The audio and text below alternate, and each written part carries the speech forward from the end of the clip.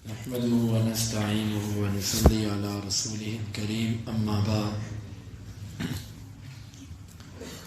باب قصاص المظالم، یہ باب ہے ظلم کا قصاص لینے کے بارے میں۔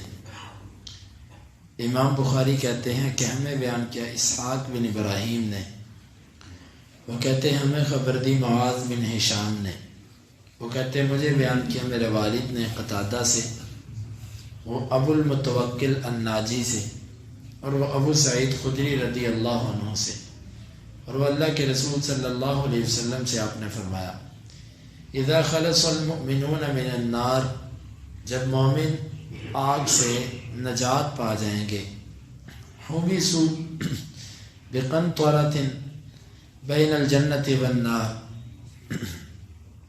جنت اور جہنم کے درمیان ایک پل ہوگا،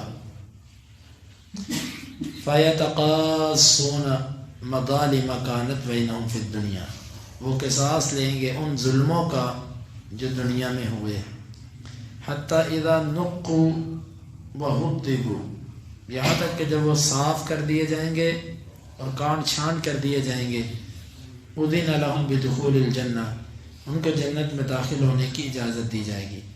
فوالذی نفس محمد بیدہ، پس اس ذات کی قسم کہ محمد کی جان جس کے ہاتھ میں ہے، لا احدہم بمسکنہ فی الجنہ ادل بمنزلہ کان فی الدنیا، ان میں سے کسی ایک کو جنت میں اپنے گھر کا زیادہ پتہ ہوگا بنسبت اس گھر میں جو اس کا دنیا میں ہوتا تھا۔ اور یونس بن محمد کہتے ہیں ہمیں بیان کیا شیبان نے قتادہ سے، اور وہ کہتے ہیں ہمیں بیان کیا ابو المتوکل نے۔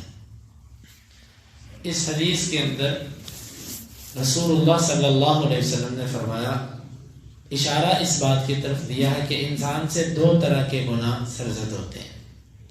ایک گناہ وہ ہے کہ جن کا تعلق اللہ کے حقوق سے ہے، اللہ کے حکموں کی نافرمانی، اس نے جن چیزوں سے روکا ان کا انتقام کرنا، یہ حقوق اللہ میں زیادتی ہے۔ اس کے لیے اللہ تعالیٰ دو صورتوں میں سے ایک صورت کو چنے گا۔ اللہ تعالیٰ چاہے تو معاف کر دیں اگر شرک نہیں ہے، شرک ہے تو اللہ لازمی جہنم میں پھینکے گا، اگر شرک نہیں ہے پھر اللہ معاف کر سکتا ہے، اور اگر چاہے تو اس کے بدلے میں وہ جہنم کے اندر اتنی سزا دے، سزا دینے کے بعد اس کو جب وہ گناہوں کی میل کچیل سے پاک ہو جائے پھر اس کو باہر نکال لے۔ اللہ کے حق میں جو گناہ ہوں گے ان کی دو صورتیں، ایک صورت اللہ تعالیٰ معاف کر دے اگر وہ چاہے، پتہ نہیں وہ کرے کہ نہ کرے، اور دوسری صورت کہ وہ اتنی سزا جہنم کے اندر دے گا جتنے سے وہ گناہ ختم ہو جائے۔ دوسرا مسئلہ ہے حقوق العباد کا۔ اللہ تعالیٰ اگر معاف بھی کر دے اپنے حق، اور اللہ تعالیٰ جہنم سے اتنی سزا دے کے باہر بھی نکال لے، لیکن حقوق العباد کا معاملہ ختم نہیں ہونا، وہ اپنی جگہ پر ہے۔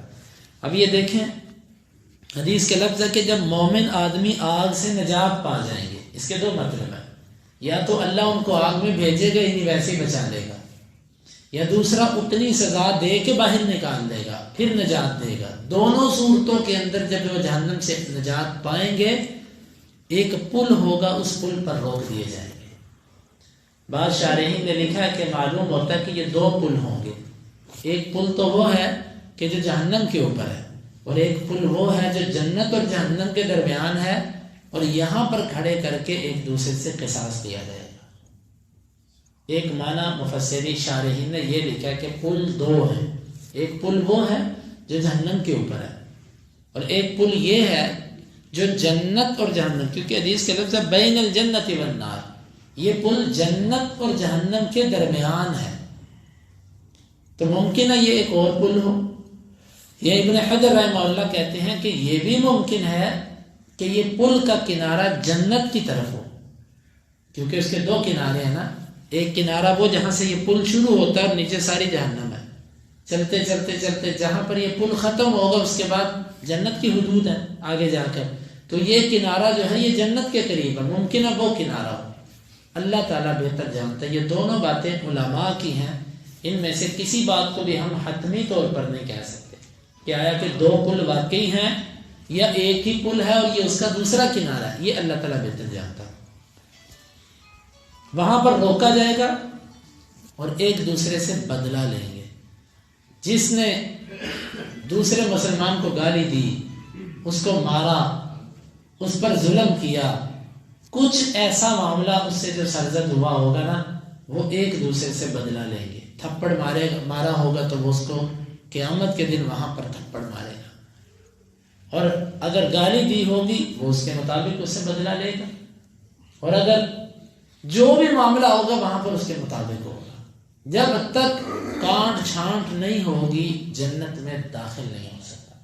اور ایک روایت کے اندر ہے ایسا کبھی نہیں ہو سکتا کہ ایک بندے نے دوسرے بندے پر ظلم کیا اور وہ بغیر بدلے کے جنت میں چلا جائے، یہ نہیں ہوگا۔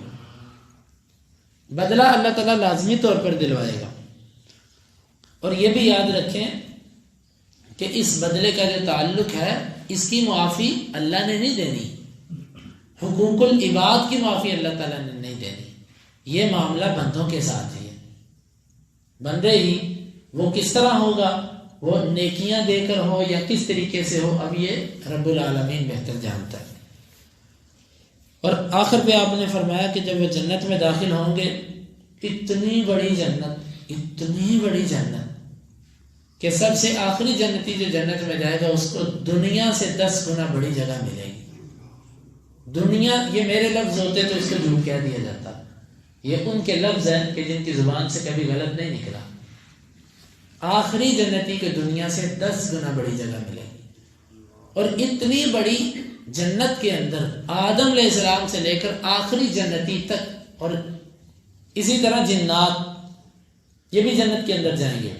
اب یہ جو سب کے سب معاملات ہیں ان کا کیسے پتہ چلے گا؟ کیسے کسی کو پتہ چلے گا کہ میرا گھر وہ ہے؟ ادھر ایک چھوٹی سی سوسائٹی ہوتی ہے، بندہ اپنا پلاٹ نمبر دیتا ہے، رستے پوچھتا ہے۔ اتنی بڑی جنت کا پتہ کیسے چلے گا کہ میرا فلاں جگہ پہ گھر ہے؟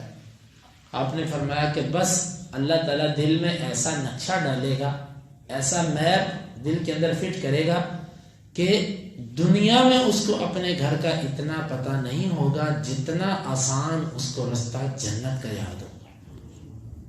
یہ بھی اللہ تعالیٰ ایک رحم کرے گا، فضل کرے گا۔ کسی سے پوچھنے کی ضرورت نہیں، فرشتوں میرا گھر کدھر ہے، سیدھا خود ہی جائے گا، بھاگتا ہوا جائے گا اپنے گھر کی طرف۔ تو اس حدیث سے یہ معلوم ہوا کہ اگر ہم نے آپس کے معاملات دنیا میں طے نہ کیے تو وہاں پر بدلہ دینا پڑے گا، وہاں کے بدلے سخت ہیں۔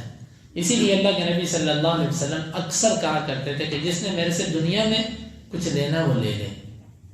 تو دنیا کے معاملات کو دنیا میں نپٹا دینا چاہیے۔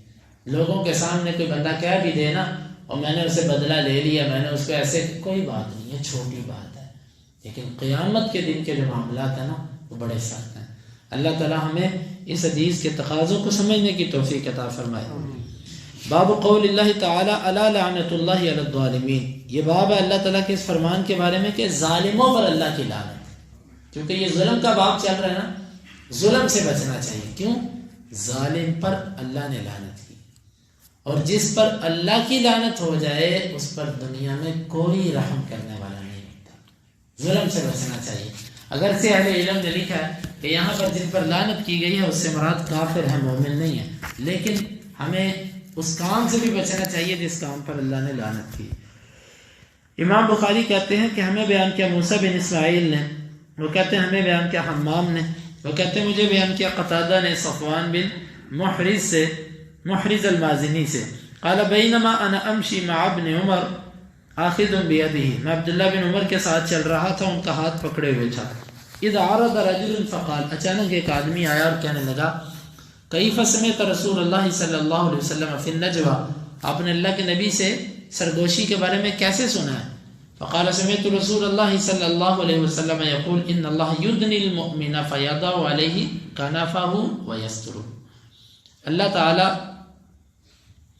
مومن آدمی کو اپنے قریب کرے گا، فیضع علیہ کنفہ، اور اللہ تعالیٰ اپنا جو ہے وہ اس کے قریب کرے گا، کندھے اس کے کہ اپنا منہ قریب کر لے گا، وَيَسْتُرُهُ، اور اس کو چھپائے گا لوگوں سے، اس بات کو اللہ پوشیدہ رکھے گا. فیقول، پس وہ کہے گا اتعرف ذنب کذا، کیا تو فلاں گناہ کو پہچانتا ہے؟